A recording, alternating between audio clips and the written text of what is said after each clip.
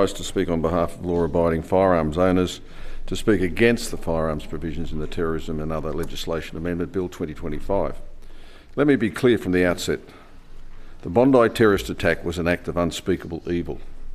15 innocents died and a further 40 innocent people were wounded at the hands of two unspeakable individuals affiliated with the Islamic State organisation. Families, children, grandparents, mothers and fathers have been forever scarred by this cowardly act of terror.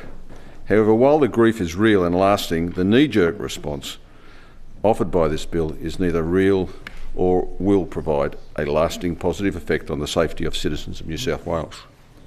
Mr Assistant President, it is profoundly insulting to the law-abiding firearms owners in New South Wales and across Australia that legitimate firearms regulation has been bundled into terrorism legislation by the New South Wales Minns Labor government.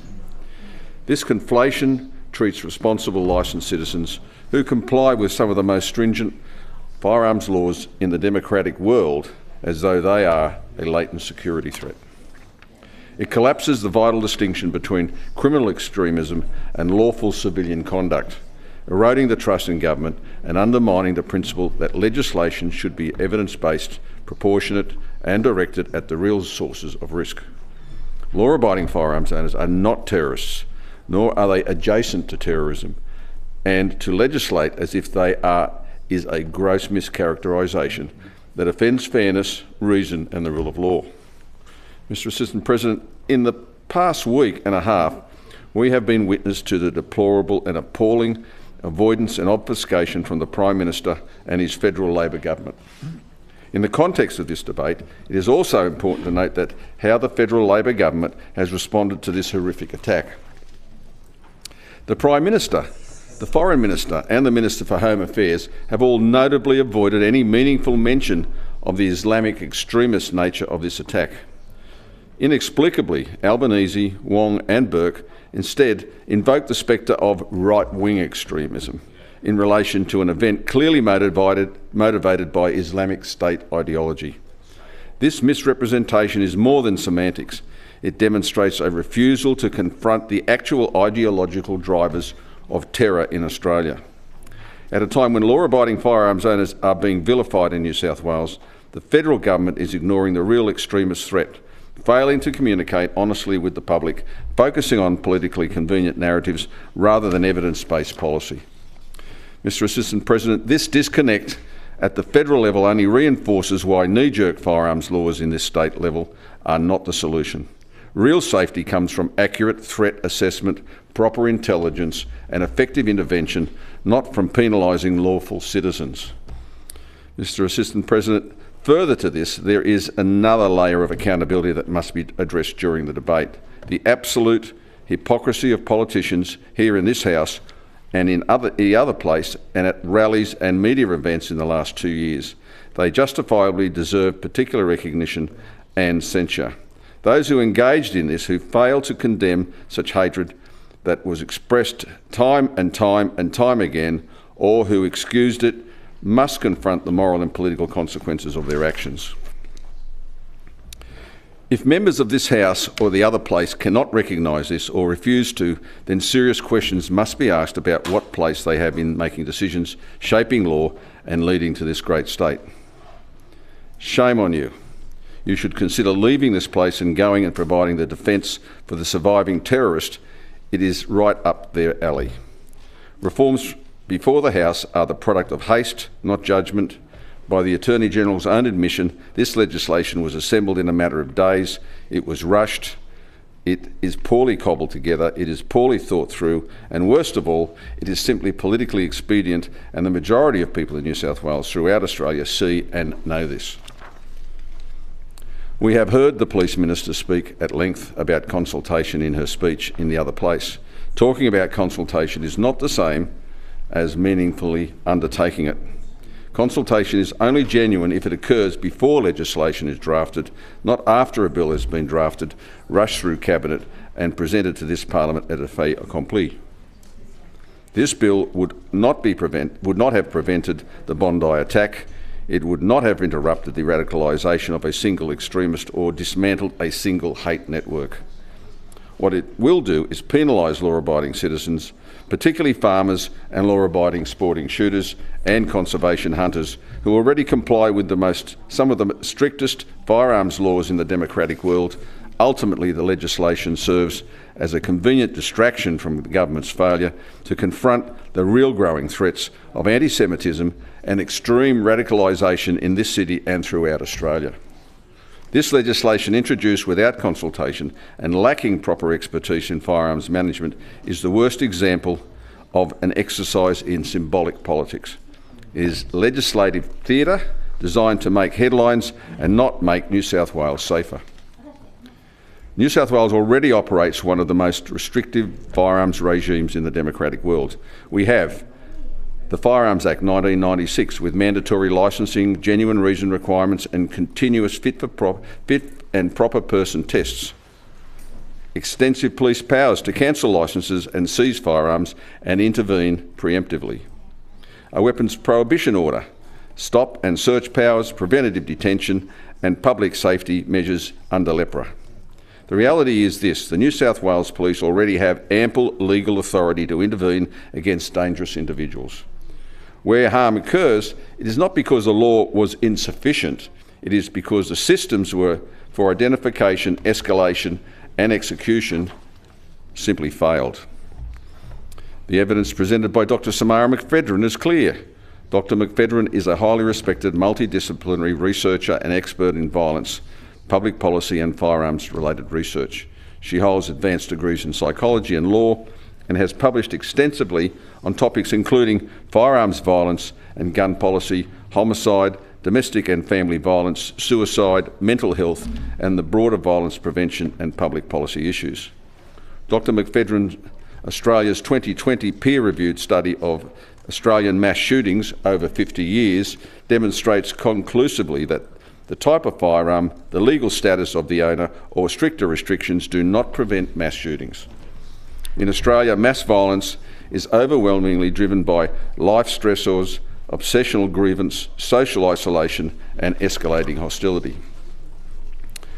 Prior threats and fixation behaviours are strong predictors. Mental illness alone is not.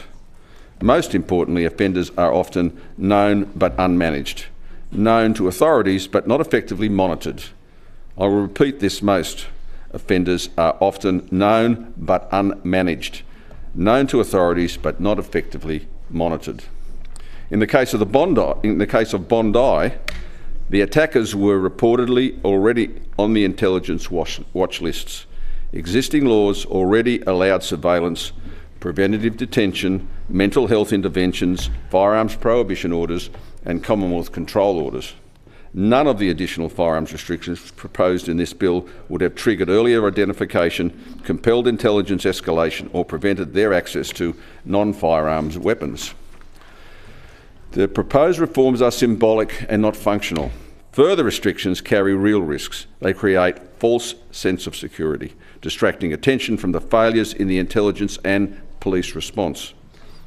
They misallocate resources, diverting police time to law-abiding firearms owners rather than high-risk individuals.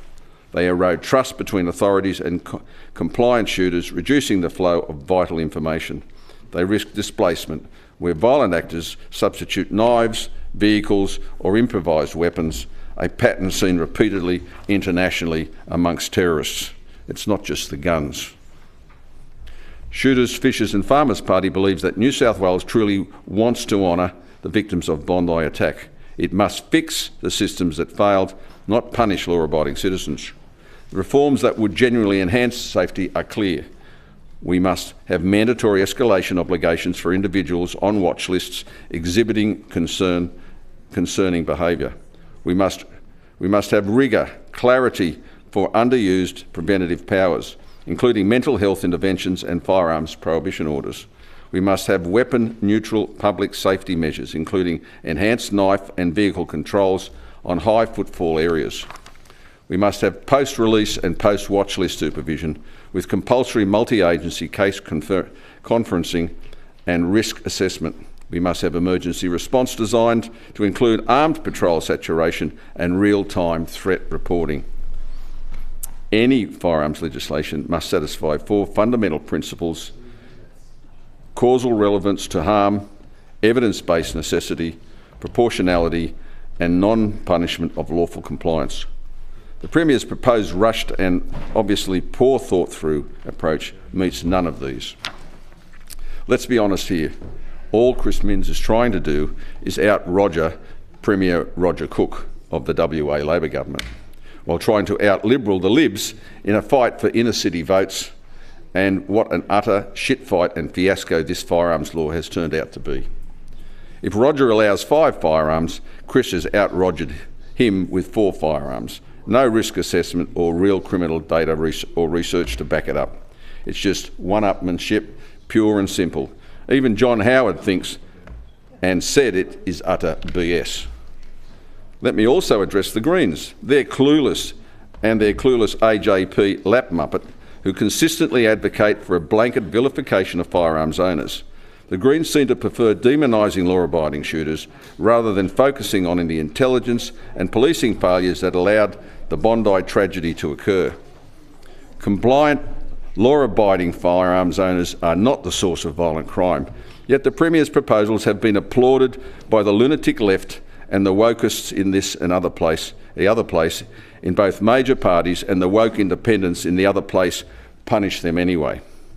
Regarding the Commonwealth firearms buyback, any such scheme must be grounded in current market replacement value, not historical cost. Past buybacks have shown that undercompensation erodes trust, penalises compliance and delivers negligible safety benefits. New South Wales shooters, fishers and farmers operate under some of the strictest regulations in the country.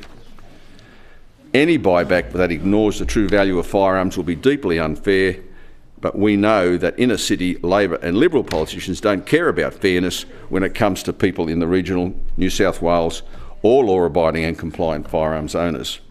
The cost of this unnecessary punitive policy change must be borne by government, not by law-abiding citizens. Mr Assistant President, we are here because New South Wales Labor has recalled us to rush through changes to the Firearms Act that would not have prevented the Bondi attack, because Bondi was not a failure of firearms law or paperwork. It was a failure of intelligence, escalation and intervention. The Minns government is pushing gun caps because they look decisive on television, not because they make the community safer. We must remember the perpetrator held only 6 registered firearms. A numerical cap changes nothing about whether authorities identify risk, act on warnings or intervene when they must. A gun cap does not stop radicalisation. A gun cap does not stop hatred. A gun cap does not stop extremists who are prepared to kill. Nor does a gun cap provide a conscientious opportunist politicians to stand in front of a line of protesters on the Sydney Harbour Bridge with images of the Ayatollah Khomeini of Iran, who is a known sponsor of terrorism. Shame on you all for doing that, as if you did not even understand what the consequences of what you're doing in calling fire in a cinema would be. What this bill does not punish people who already comply with New South Wales law, while the government avoids the far more difficult questions of why existing powers were not used when warning signs were clearly present. And those warning signs were called by the Jewish community for years. The same pattern is repeated throughout this bill. This is not public safety, it is administrative muscle applied to compliant citizens because it's easier than fixing intelligence failures or enforcing the law already on the books.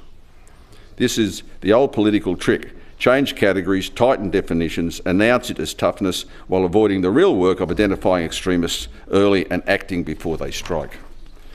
The government now is forcing tighter licensing controls and a further squeeze on genuine reason test, not because it has demonstrated any causal link between lawful firearms ownership and terrorism, but because it wants fewer lawful owners on paper, plain and simple.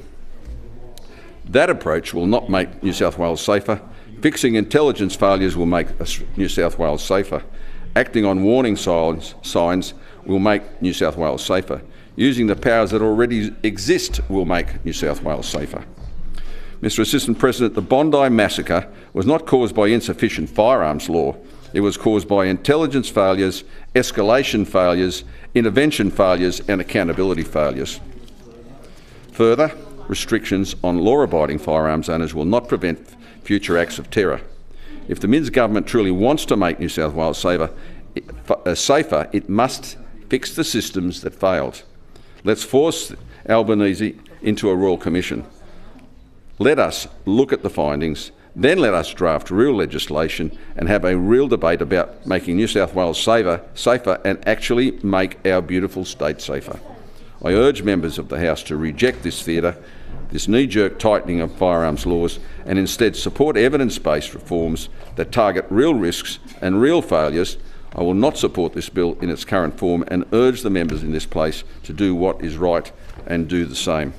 I do not recommend the bill to the House. The Honourable Speaker.